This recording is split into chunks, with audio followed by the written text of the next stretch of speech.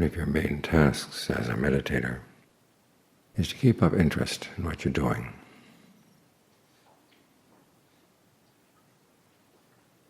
In the beginning, that's not hard. There's a lot to be done. Getting the mind to settle down. Sometimes it takes a while. It takes some strategizing. What can you do to get the mind to be willing to settle down? Stay with one thing, the breath, with a sense of ease. And John Lee gives some advice. You can notice where there are patterns of tension, where there's pains in the body, and you ask yourself, how are they related to the breath? Can I breathe in a way that soothes the pains or dissolves the patterns of tension? That gives you something to do as you work through the body. You can start at the navel and go up the front of the body, over the head, down the back, out the arms, out the legs. Or you can start at the feet and the hands and work up to the center of the body. Or start with the feet, go up the legs, up the spine, up through the head. There's work to be done. And when there's work to be done, you can maintain interest.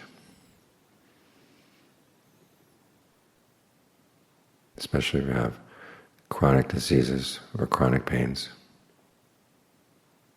You have a riddle to solve. And if your mind likes riddles, here's a really good one.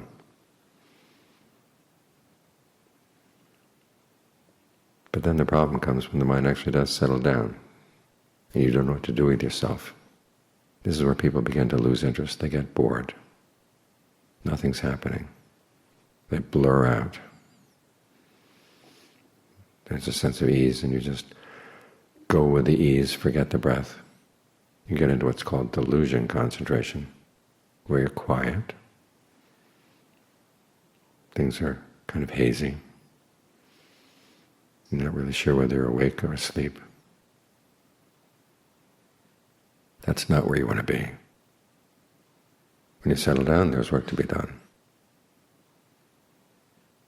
The main work is maintaining the sense of ease, the sense of stillness. As for what else you can do, the Buddha gives directions right there in his instructions on right mindfulness. You put aside greed and distress with reference to the world. So you decide that any other thought that comes up in the range of your awareness, you want to stop it in its tracks.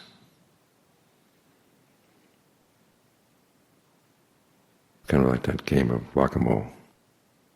A thought appears, and you want to look for where in the breath, in your sense of the breath in the body, is there a tightness or a little knot of energy getting tangled up around that thought. Sometimes the tangle appears first, then you slap a perception on it, saying this is a thought about X or a thought about Y, and then you run with it. By that time it's too late. It's not too late to stop the thought, but you've missed a lot of important points. You want to see how your thought worlds are formed. And the best way to see how they're formed is to try to stop them as quickly as you can. One image you can think of is a spider in its web. It's sitting very still, waiting for the web to move, and when the web does move, it has to figure, well, where in the web did that movement come from? It runs over and finds a fly or something that's flown into the web. And then it spins its web material around the fly, and then goes back to its spot. That's one image you can have. Another is just you zap the thoughts. As soon as there's a stirring in the breath energy, or at the place where the breath energy and the mind meet, you try to dissolve it. So you have your home base someplace in the body, you're fully aware of the body. And then you wait. What little stirrings will appear, and where will they appear, and how quickly can you sense them, how quickly can you dissolve them. And as you dissolve them, you begin to see there are certain steps that go into the formation of a thought. Sometimes a thought arrives ready-made from the past. Other times there's a stirring and you decide, I want to think about X, and you turn it into a thought about X. And as you're doing this, you're learning some important lessons about the process of fabrication in the mind.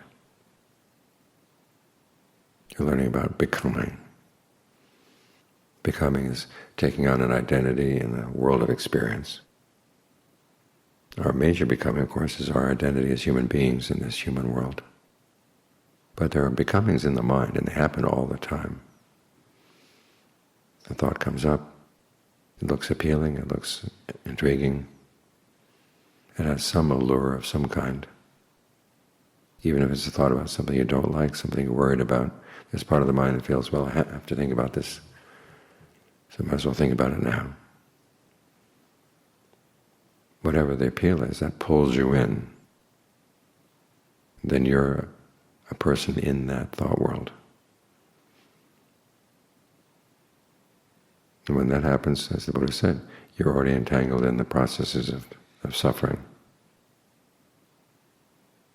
You want to catch yourself before those processes form into a thought world, before you take on an identity in that world.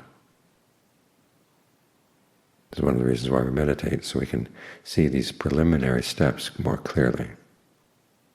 Without this stillness, they're buried in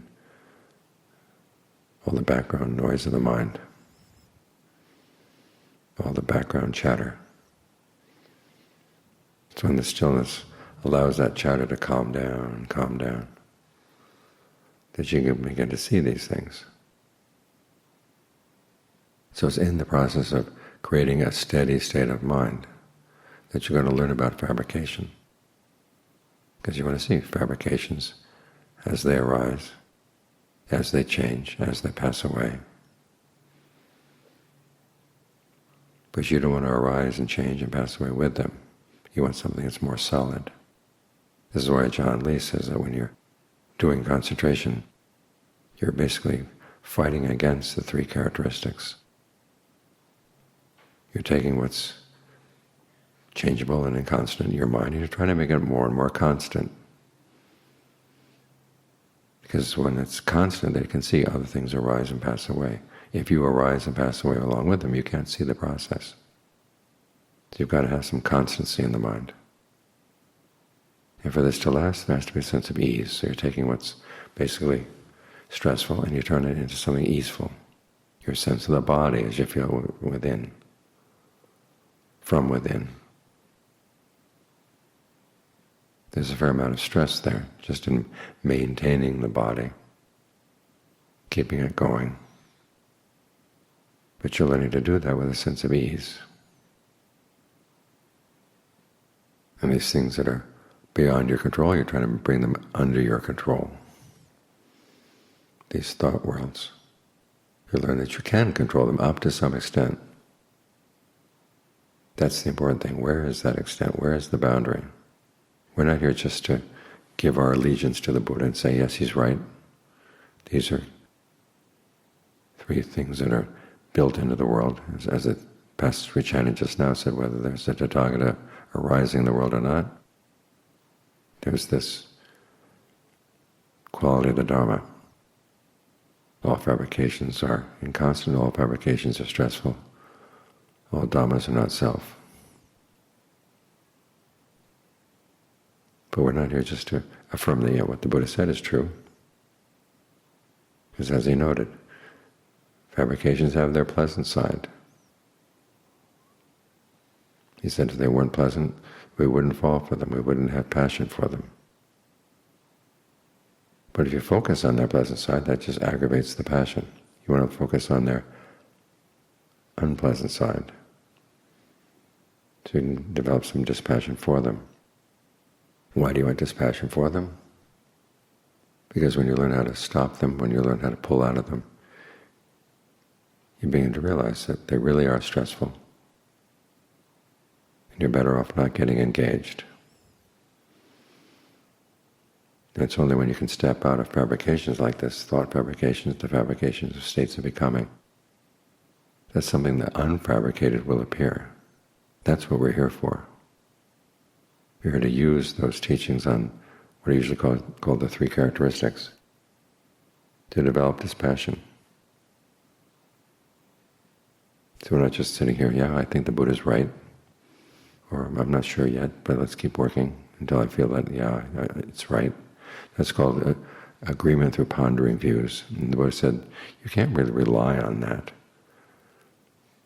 to guarantee the truth of something just because it agrees with what you've thought about, what you've generalized from your experience.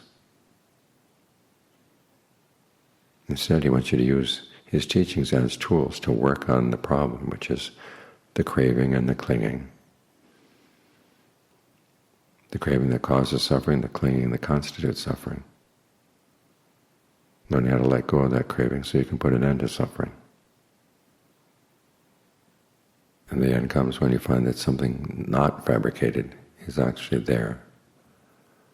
You can be touched by the mind.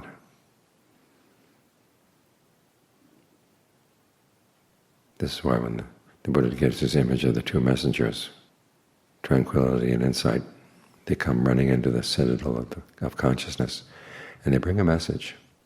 The message is not the three characteristics, the message is nibbana. When insight has done its work, you're going to experience something deathless inside. That's what all this is for. But this means that you have to learn how to view your thought fabrications from the outside, so you don't get sucked into them as you ordinarily do.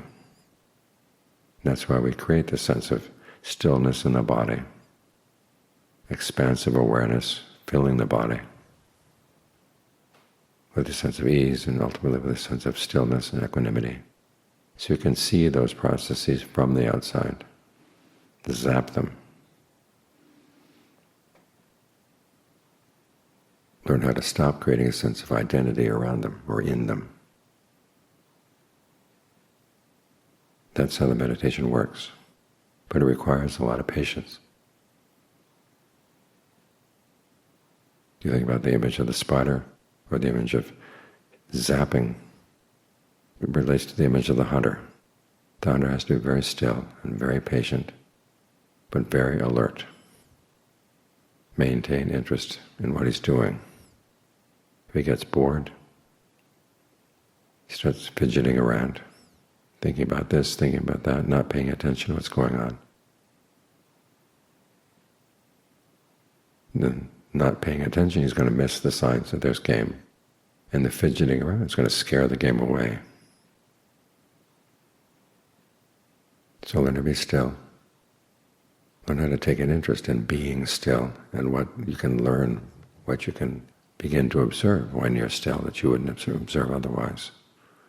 Those thought worlds that you used for your entertainment and for figuring things out in the world outside. You've got to learn how to pull out of them. And the concentration allows you to do that as you maintain it.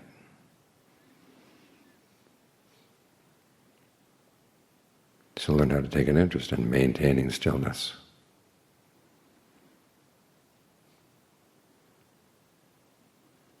In that way you can develop this skill.